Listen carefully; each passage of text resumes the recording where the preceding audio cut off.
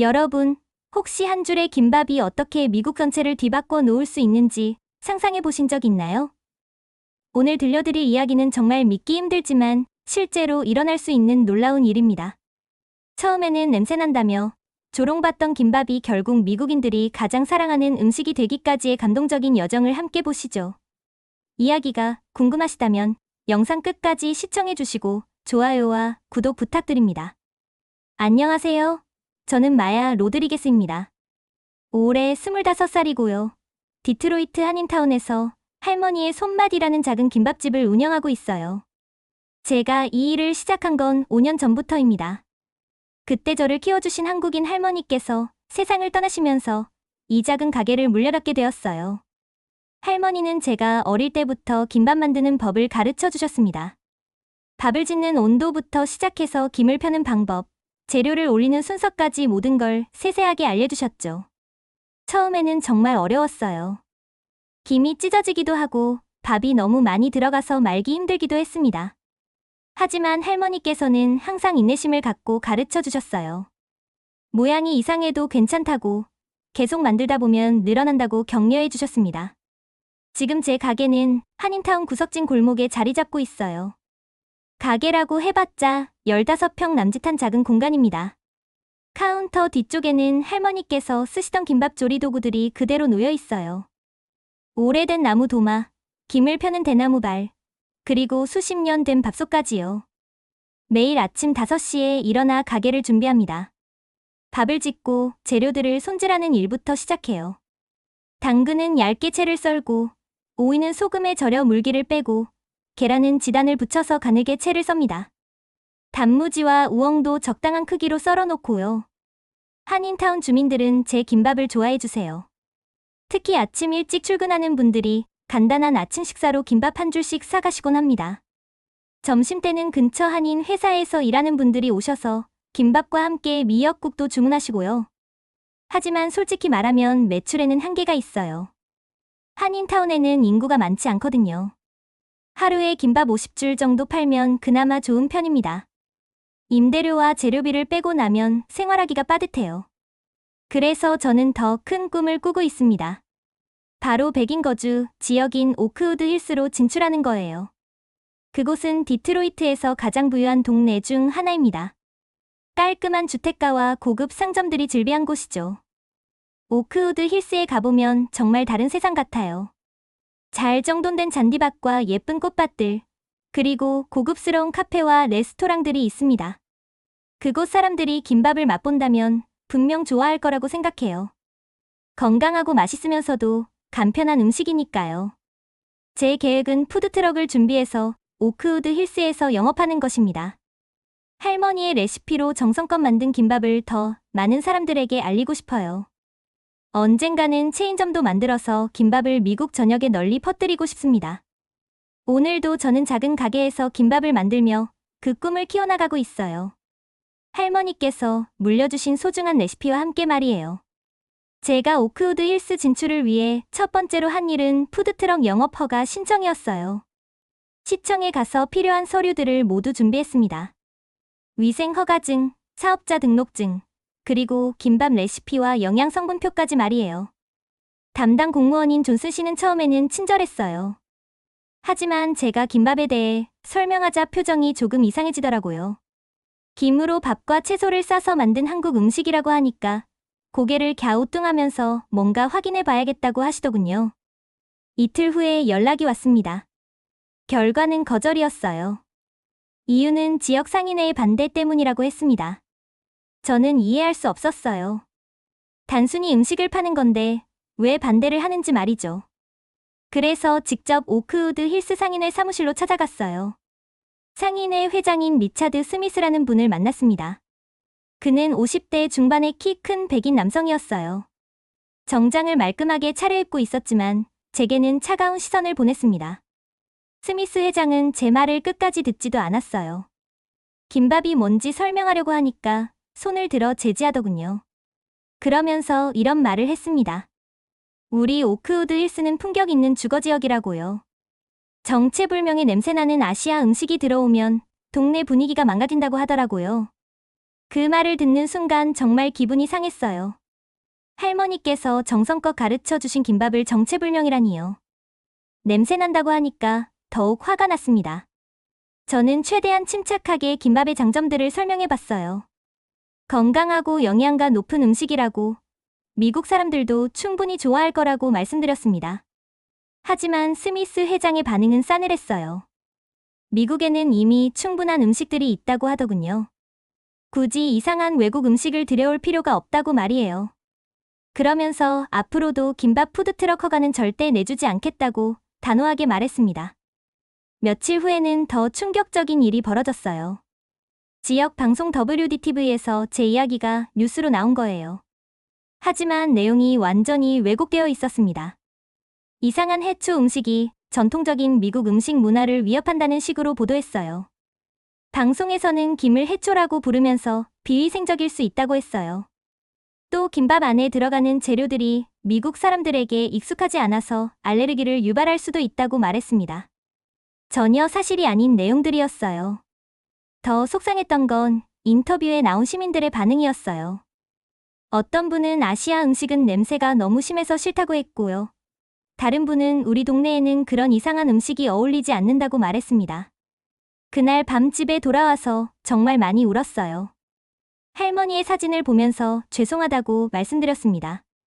할머니께서 그렇게 아끼시던 김밥이 사람들에게 이상한 음식 취급을 받는다니 너무 속상했어요. 다음날 한인타운 가게에서도 분위기가 어색했어요. 단골 손님들이 뉴스를 봤나 봐요. 평소보다 조용하게 말씀하시면서 괜찮냐고 걱정해 주셨습니다. 어떤 할머니는 제 손을 잡으시면서 너무 상심하지 말라고 위로해 주셨어요. 하지만 저는 포기할 수 없었어요. 두 번째 신청을 해봤지만 역시 거절당했습니다. 세 번째, 네 번째도 마찬가지였어요. 매번 같은 이유였습니다. 지역 주민들의 반대, 음식 문화의 차이, 위생상의 우려 등등 말이에요. 그러던 어느 날 한인회에서 연락이 왔어요. 회장님께서 제 상황을 듣고 도움을 주고 싶다고 하셨습니다. 변호사를 소개해 주시겠다고도 했고요. 하지만 법적 다툼을 벌이기에는 제가 너무 작은 사업자였어요. 시간과 비용이 많이 들 것 같았습니다. 결국 저는 다른 방법을 생각해야 했어요. 오크우드 힐스가 안 된다면 다른 곳에서라도 시작해 보자고 마음먹었습니다. 비록 꿈꿨던 곳은 아니지만 일단 김밥을 더 많은 사람들에게 알릴 수 있는 기회를 찾아보기로 했어요. 그때까지만 해도 저는 몰랐습니다. 곧 예상치 못한 곳에서 기회가 찾아올 줄은 말이에요. 오크우드 힐스 진출이 막힌 후 한 달 정도가 지났을 때예요. 한인타운 가게 매출이 점점 줄어들기 시작했습니다. WDTV 뉴스 이후로 한국 음식에 대한 부정적인 인식이 퍼진 것 같았어요. 평소 김밥을 사가던 몇몇 단골 손님들도 발길을 끊었습니다. 더 큰 문제는 임대료였어요. 한인타운 건물주인 김씨 아저씨께서 임대료를 올리겠다고 통보해 오셨습니다. 한 달에 $2,500에서 $3,200로 오르는 거였어요. 현재 매출로는 감당하기 어려운 금액이었습니다. 저는 김씨 아저씨께 사정을 말씀드려봤어요. 요즘 장사가 어려워서 조금만 기다려 달라고 부탁했습니다. 하지만 아저씨는 고개를 저으시더군요. 본인도 은행 대출 이자를 갚아야 한다고 하시면서요. 2달 안에 밀린 임대료를 모두 갚지 못하면 계약을 해지하겠다고 하셨어요. 그날 밤 계산을 해보니 절망적이었어요. 밀린 임대료가 $4,000, 앞으로 낼 임대료까지 합치면 $7,200나 되었습니다. 재료비와 생활비까지 생각하면 $10,000는 있어야 했어요. 제 통장에는 겨우 $2,300밖에 없었습니다. 저는 마지막 희망을 걸고 다른 지역을 알아보기 시작했어요. 공장지대 근처에 있는 허름한 건물들을 둘러봤습니다. 임대료가 훨씬 저렴했거든요. 한 달에 $800면 될 것 같은 작은 공간을 찾았어요. 하지만 여기서도 문제가 생겼습니다. 건물주는 괜찮다고 했는데 주변 상인들이 반대하기 시작한 거예요. 이 동네도 백인 거주자들이 많았거든요. 그들은 아시아 음식점이 들어오면 동네 이미지가 나빠진다고 걱정했어요. 어떤 분은 직접 저를 찾아와서 이런 말을 하기도 했습니다. 다른 곳으로 가면 안 되겠냐고요. 여기는 조용한 주거지역인데 냄새나는 음식점이 생기면 곤란하다고 말이에요. 그분의 표정에서 진짜 저를 귀찮아한다는 게 느껴져서 정말 속상했어요. 며칠 후에는 구청에서 연락이 왔어요. 해당 지역 주민들의 민원이 들어왔다는 거였습니다. 음식점 허가를 내주기 전에 주민 설명회를 열어야 한다고 하더군요. 그런데 설명회 날짜를 잡으려고 하니까 계속 연기되었어요. 주민들이 참석하기 어렵다는 이유였습니다. 한 달이 더 지났는데도 설명회는 열리지 않았어요. 그 사이 제 상황은 더욱 나빠졌습니다. 한인타운 가게는 결국 문을 닫게 되었어요. 더 이상 임대료를 낼 수 없었거든요. 할머니께서 물려주신 소중한 조리도구들을 박스에 담아서 집으로 가져왔습니다. 그날 밤 할머니의 나무 도마를 만지면서 정말 많이 울었어요. 할머니께서 수십 년간 사용하신 도마였는데 이제 더 이상 쓸 일이 없게 된 거죠. 김을 펴던 대나무 발도 오래된 밥솥도 모두 무용지물이 되어버렸어요. 친구들은 다른 일을 알아보라고 조언했습니다. 레스토랑에서 요리사로 일하거나 마트에서 일할 수도 있다고 말이에요. 하지만 저는 그럴 수가 없었어요. 할머니께서 가르쳐 주신 김밥을 포기할 수는 없었거든요. 그러던 어느 날 밤이었어요. 할머니 유품 상자를 정리하다가 오래된 사진 한 장을 발견했습니다.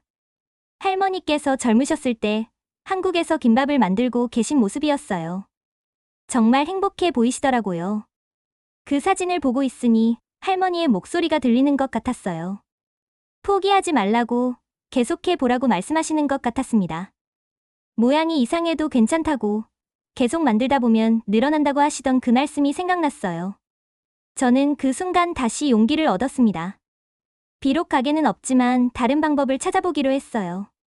다음 날 아침 일찍 일어나서 김밥 재료들을 샀습니다. 집에서라도 김밥을 만들어서 파는 방법을 생각해봤어요. 값 한 대라도 차려서 사람들에게 직접 다가가 보기로 했습니다. 할머니의 레시피로 만든 김밥의 진짜 맛을 보여주고 싶었어요. 집에서 김밥을 만들어 값 한 대를 차리기로 결심한 지 이틀 후였어요. 아침 뉴스에서 충격적인 소식을 들었습니다. GM 디트로이트 공장에서 대량 해고를 단행한다는 거였어요. 3,500명의 직원이 일자리를 잃게 된다고 했습니다. 뉴스를 보면서 가슴이 아팠어요. 저도 어려운 상황이지만 갑자기 일자리를 잃은 분들은 얼마나 막막할까 싶었거든요. 그분들 중에는 가족을 부양해야 하는 가장들도 많을 텐데 말이에요. 그런데 이상하게도 그 뉴스를 보고 나서 어떤 생각이 들었어요. 일자리를 잃은 분들은 아마 식비를 절약해야 할 텐데 김밥이 도움이 될 수도 있겠다는 생각이었습니다. 김밥 한 줄이면 한 끼 식사로 충분하고 가격도 저렴하거든요. 저는 공장 근처로 가보기로 했어요. 작은 수레에 김밥을 담아서 직접 나가 보기로 한 거죠. 집에서 김밥 30줄을 만들었습니다.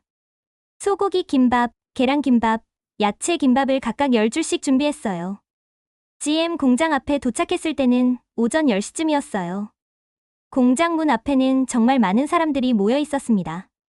대부분 해고 통보를 받은 직원들인 것 같았어요. 표정들이 모두 어둡고 무거워 보였습니다. 저는 조심스럽게 수레를 끌고 가서 한쪽 구석에 자리를 잡았어요. 김밥 한 줄에 $5라고 적은 작은 팻말도 세워 놓았습니다. 하지만 사람들은 저를 쳐다보지도 않았어요. 모두들 자신의 일로 바빴거든요. 1시간 정도가 지났을 때였어요. 키 크고 털 보인 중년 남성이 제 쪽으로 다가왔습니다.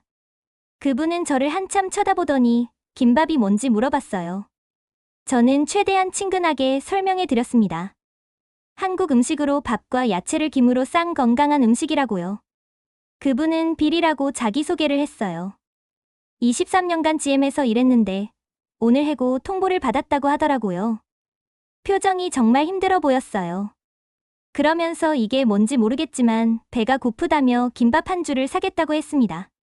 빌은 김밥을 받아들고 조심스럽게 한 입 빼어 물었어요. 처음에는 이상한 표정을 지었습니다. 아마 처음 먹어보는 맛이라 그랬을 거예요. 하지만 두 번째, 세 번째 입을 먹더니 표정이 달라지기 시작했어요. 그분이 말했어요. 이거 생각보다 맛있네요. 초밥 같기도 하고 샌드위치 같기도 하고요. 그러면서 김밥 한 줄로 정말 배가 부르냐고 물어봤습니다. 저는 그렇다고 대답했어요. 밥도 들어있고 단백질도 있어서 든든하다고 말씀드렸어요. 비리 김밥을 다 먹고 나서 놀라워했어요. 정말 배가 부르다고 하면서요. $5로 이렇게 든든한 한 끼를 먹을 수 있다니 신기하다고 했습니다. 요즘 햄버거 세트도 $10는 하는데 말이에요. 그때 빌의 동료들이 다가왔어요.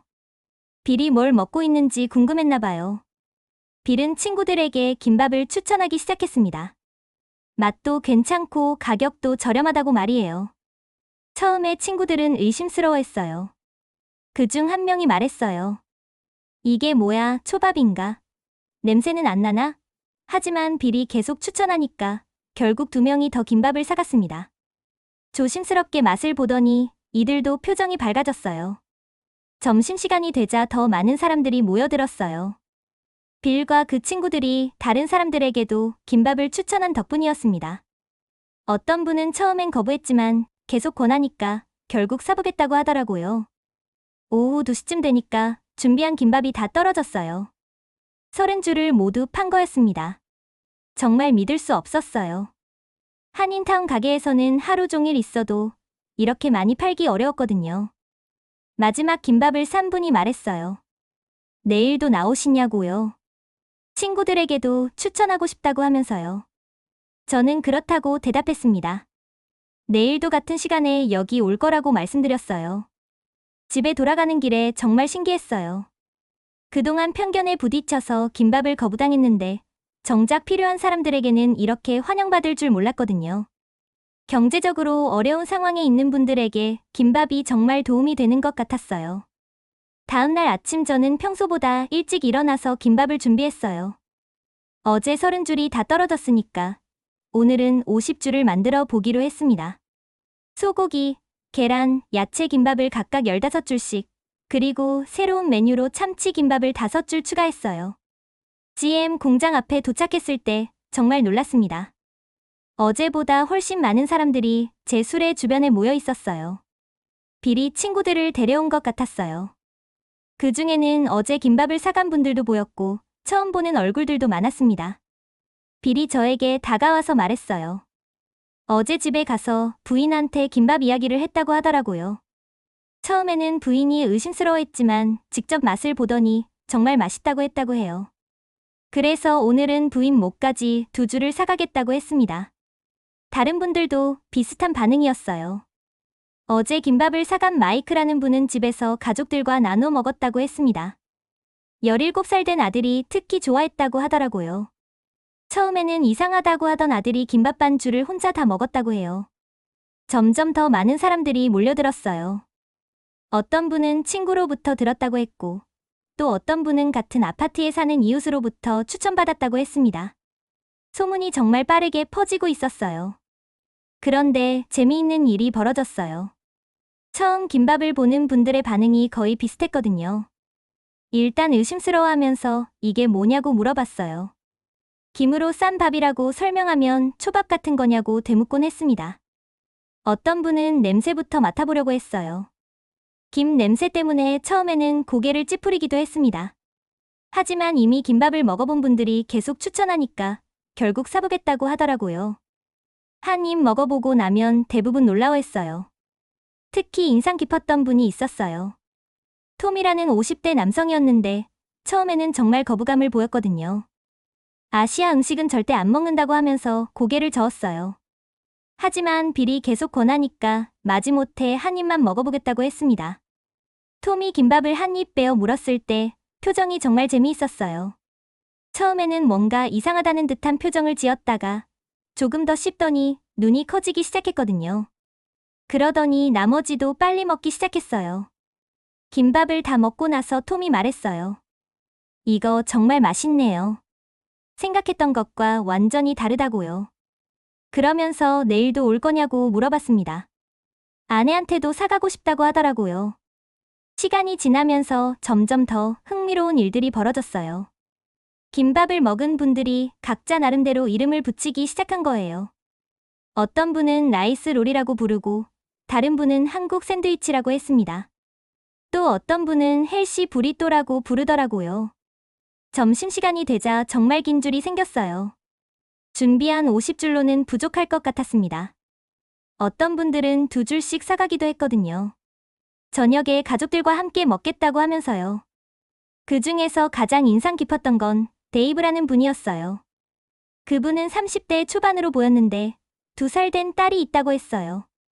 해고 때문에 6개월째 일자리를 찾고 있다고 하더라고요. 아내가 파트타임으로 일하고 있지만 생활비가 많이 부족하다고 했습니다. 데이브가 말했어요. 요즘 딸 우유값도 부담스러운데 이렇게 저렴하고 든든한 음식이 있어서 정말 고맙다고요. 김밥 한 줄이면 하루 종일 배가 고프지 않다고 했습니다. 그 말을 듣고 가슴이 뭉클했어요. 오후 3시쯤 되니까 김밥이 다 떨어졌어요. 아직도 기다리는 분들이 있었는데 정말 미안했습니다. 내일은 더 많이 준비하겠다고 약속드렸어요. 집에 돌아와서 계산해보니 이날 수입이 $250였어요. 재료비를 빼면 순수익이 $180 정도 되었습니다. 한인타운 가게에서 일주일 벌던 돈을 하루에 번 거였어요. 하지만 돈보다 더 기뻤던 건 사람들의 반응이었어요. 처음에는 의심하고 거부하던 분들이 김밥의 맛에 감탄하는 모습을 보는 게 정말 뿌듯했어요. 할머니께서 가르쳐 주신 김밥이 이렇게 많은 사람들에게 도움이 되고 있다는 게 자랑스러웠습니다.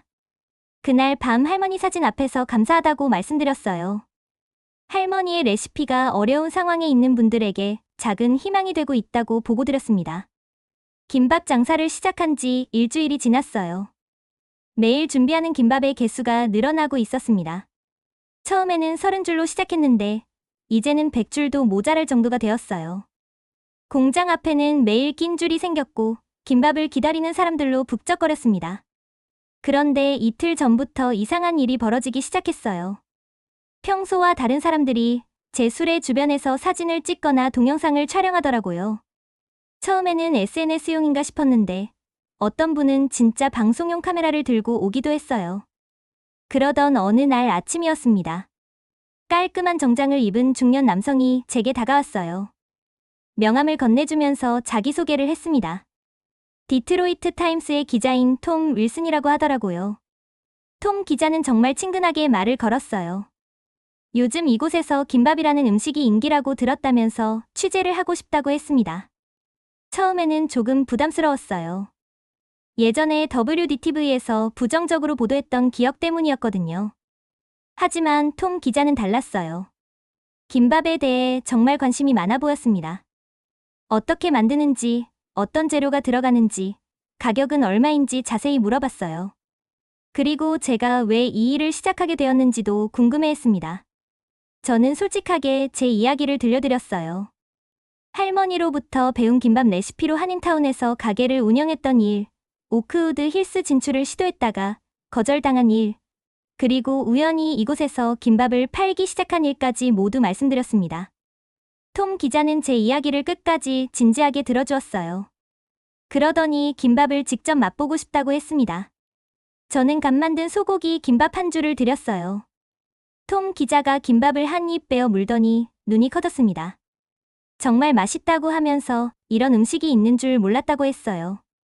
건강해 보이고 든든하면서도 맛까지 좋다고 칭찬해 주었습니다. 그러면서 왜 사람들이 이렇게 좋아하는지 알겠다고 하더라고요. 톰 기자는 김밥을 사가는 사람들과도 인터뷰를 했어요. 비를 비롯해서 여러분들이 김밥에 대한 솔직한 의견을 말씀해 주셨습니다. 처음에는 의심스러웠지만 먹어보니 정말 좋았다고, 경제적으로 어려운 시기에 이런 음식이 있어서 고맙다고 말씀하시더라고요. 특히 데이브의 인터뷰가 인상적이었어요. 해고된 후 6개월째 구직 중인데 김밥 덕분에 식비를 많이 절약할 수 있게 되었다고 했습니다. 하루에 $5면 든든한 한 끼를 해결할 수 있어서 정말 도움이 된다고 하더라고요. 이틀 후 신문에 기사가 실렸어요. 제목이 정말 감동적이었습니다. 경제 불황 속 희망의 음식, 김밥이라고 되어 있었어요. 기사 내용도 정말 좋게 써주셨습니다. 김밥의 영양가와 경제성, 그리고 제 이야기까지 자세히 소개해 주었어요. 무엇보다 기뻤던 건 김밥을 긍정적으로 표현해 주신 거였어요. 건강하고 맛있는 한국 전통 음식이라고 소개하면서 미국 사람들도 충분히 좋아할 수 있는 음식이라고 평가해 주셨습니다. 기사가 나간 후 정말 놀라운 일들이 벌어졌어요. 하루 만에 김밥을 찾는 사람들이 2배로 늘어났습니다. 다른 지역에서도 사람들이 찾아오기 시작했어요. 어떤 분은 자동차로 30분을 달려와서 김밥을 사갔습니다. SNS에서도 김밥 이야기가 퍼지기 시작했어요. 샵 디트로이트 김밥이라는 해시태그가 생겼고 사람들이 김밥 사진을 올리면서 후기를 남겼습니다. 대부분 긍정적인 반응이었어요. 맛있다, 건강하다, 경제적이라는 댓글들이 많았습니다. 심지어 다른 주에서도 관심을 보이기 시작했어요. 시카고와 클리블랜드에서 김밥에 대해 문의하는 전화가 왔습니다. 혹시 거기서도 김밥을 팔 계획이 있냐고 물어보더라고요. 그런데 가장 놀라운 건 오크우드 힐스에서 온 연락이었어요. 예전에 저를 거절했던 상인회 회장 리차드 스미스에게서 전화가 온 거였습니다. 처음에는 뭔가 문제가 생긴 줄 알고 걱정했어요. 하지만 스미스 회장의 말은 예상과 완전히 달랐어요. 신문 기사를 보고 김밥에 대해 관심이 생겼다고 하더라고요. 그러면서 혹시 김밥을 직접 맛볼 수 있냐고 물어봤습니다. 정말 놀라웠어요. 저는 흔쾌히 그렇다고 대답했습니다. 언제든 오시면 김밥을 준비해 드리겠다고 말씀드렸어요. 스미스 회장은 내일 점심시간에 찾아오겠다고 했습니다.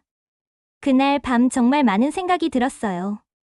불과 몇 주 전까지만 해도 정체불명의 냄새나는 음식이라고 거부당했던 김밥이 이제는 희망의 음식이라고 불리고 있어요. 언론의 힘이 정말 대단하다는 걸 깨달았습니다. 리차드 스미스 회장이 김밥을 맛본 날을 저는 절대 잊을 수 없을 거예요. 그분이 공장 앞제 수레로 찾아왔을 때 주변 사람들이 모두 놀라워했습니다. 평소 정장 차림으로 고급 승용차를 타고 다니는 분이 이런 곳에 나타난 거니까요. 스미스 회장은 처음에 조금 어색해 보였어요. 하지만 김밥을 한 입 먹어보더니 완전히 놀란 표정을 지었습니다. 이런 맛이었다니요. 라고 중얼거리면서 나머지도 빠르게 드셨어요. 그러더니 저에게 말했습니다. 미안합니다, 마야 씨. 제가 너무 편견을 가지고 있었네요. 이렇게 맛있고 건강한 음식인지 몰랐습니다. 그분의 사과를 받고 정말 기뻤어요. 하지만 더 놀라운 건 그 다음에 하신 말씀이었습니다. 혹시 오크우드 힐스에서 김밥 사업을 해보실 생각이 없으신가요? 적극적으로 도와드리겠습니다. 정말 믿을 수 없었어요. 몇 달 전만 해도 저를 거부했던 그분이 이제는 도움을 주겠다고 하니까요. 그 후 일주일 동안 정말 많은 일들이 벌어졌어요. 매일 전국 각지에서 전화가 걸려왔습니다.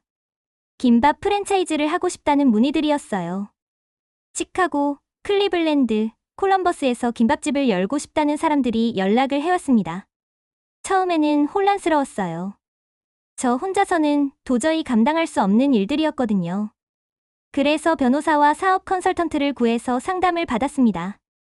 전문가들은 체계적인 프랜차이즈 시스템을 구축해야 한다고 조언해 주었어요. 저는 마야스 김밥 월드라는 브랜드명을 정했습니다.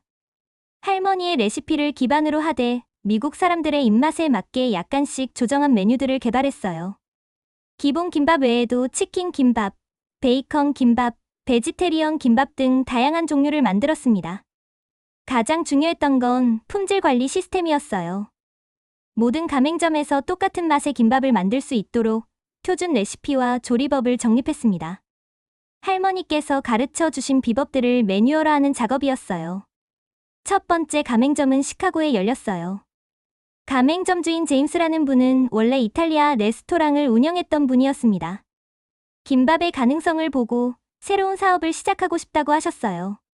시카고 매장 오픈 첫날 정말 놀라운 일이 벌어졌어요.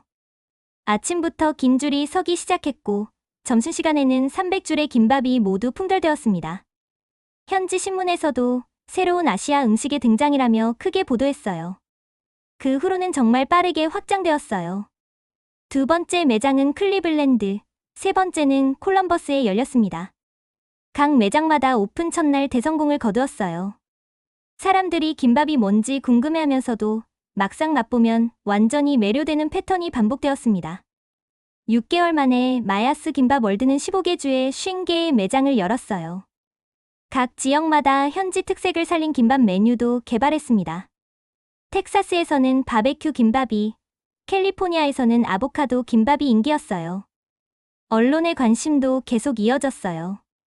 CNN에서는 아메리칸 드림의 새로운 모델이라며 제 이야기를 다큐멘터리로 제작했습니다. 월스트리트 저널에서는 김밥 산업의 경제적 효과에 대해 분석 기사를 실었어요. 특히 인상 깊었던 건 푸드 네트워크에서 진행한 프로그램이었어요. 유명한 셰프들이 김밥을 직접 만들어 보면서 한국 음식의 우수성을 알리는 내용이었습니다. 그 방송 이후로 김밥에 대한 관심이 더욱 폭발적으로 늘어났어요. 1년이 지날 무렵에는 정말 믿을 수 없는 일이 벌어졌어요. 마야스 김밥 월드가 전국에 200개의 매장을 보유하게 된 거였습니다. 매출액은 5억 달러를 넘어섰고 직간접적으로 3,000명이 넘는 일자리를 창출했어요. 가장 뿌듯했던 건 김밥이 이제 햄버거나 피자처럼 미국인들에게 친숙한 음식이 되었다는 거예요. 길거리 어디서나 김밥을 파는 곳을 찾을 수 있게 되었고 슈퍼마켓에서도 냉동 김밥을 쉽게 살 수 있게 되었습니다. 학교 급식에서도 김밥을 제공하는 곳들이 늘어났어요. 아이들이 김밥을 좋아한다는 소식을 들으면 정말 기뻤습니다. 다음 세대에게도 건강한 음식을 전해줄 수 있다는 생각이 들었거든요. 오크우드 힐스에도 드디어 김밥 전문 레스토랑이 3곳이나 생겼어요. 리차드 스미스 회장이 적극적으로 도와주신 덕분이었습니다. 예전에 저를 거부했던 그 동네에서 이제는 김밥이 가장 인기 있는 음식 중 하나가 되었어요. 그날 밤 할머니 사진 앞에 앉아서 감사 인사를 드렸어요. 할머니께서 물려주신 작은 레시피 하나가 이렇게 큰 변화를 만들어냈다고 보고드렸습니다. 분명히 할머니도 하늘에서 기뻐하고 계실 거라고 생각했어요. 오늘은 정말 특별한 날입니다. 디트로이트 시청에서 열리는 올해의 기업인상 시상식에 참석하게 되었거든요. 저 마야 로드리게스가 이런 큰 상을 받게 될 줄은 꿈에도 몰랐어요.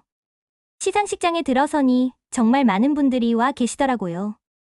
지역 정치인들, 기업가들, 그리고 언론 관계자들까지 모두 모여 있었습니다.